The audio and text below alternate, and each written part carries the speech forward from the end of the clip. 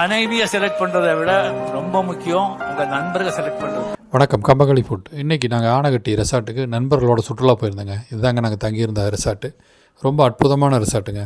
அடர்ந்த வன சோலைக்குள்ளே இருக்கிற மாதிரி அருமையாக மழை சிலு சிலு சிலுன்னு பேஞ்சிக்கிட்டே இருந்ததுங்க.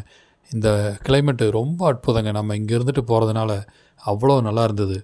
இது தொட்டாசினிக்கிங்க. இது 2K கிட்ஸ் கண்டிப்பாக தெரியறதுக்கு வாய்ப்பு இல்லை, பார்த்துக்குங்க. தொட்டோம்னா சினுங்கிரும், சுருங்கிடும் அப்படியே. அந்த மாதிரியில் எங்கே போனாலும் இவர் கூட வந்துடுவாருங்க நமக்கு பைரவர். எவ்வளோ கஷ்டம் வந்தாலும் நமக்கு நண்பர்கள் தாங்க பலம். ரொம்ப அற்புதமான ஆடல் பாடலோட நல்லா இருந்ததுங்க. உங்கள் வாழ்க்கையில் நல்லா இருக்கணும்னு சொன்னால் உங்கள் நண்பர்கள் தான். எல்லாம் ரொம்ப மனமிட்டு பேசினாங்க. அருமையாக இருந்தது. காலை உணவு பொங்கல், இட்லி அருமையாக இருந்ததுங்க. நல்லா கொடுத்துருந்தாங்க. அது ரொம்ப ரொம்ப ரொம்ப முக்கியம். ஏன்னா ஒரு நண்பன் அப்படின்னு சொன்னால், உன் நண்பன் அப்படின்னு சொன்னால் உள்ளே ஒன்றும் வச்சுக்க மாட்டான், எல்லாத்தையும் வெளியே கொட்டிடுவான். இதுதாங்க உண்மை. யாரும் உள்ளே வச்சுக்காம எல்லோரும் பகிர்ந்துக்கிட்டோம் விஷயத்தை. ரொம்ப நாளைக்கு அப்புறம் சந்தித்தோம்.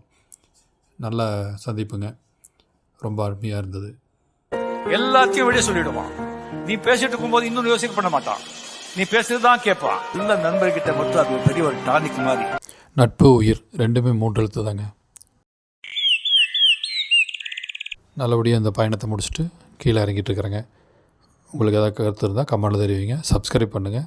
வாழ்க வளமுடன், வாழ்க வளமுடன்.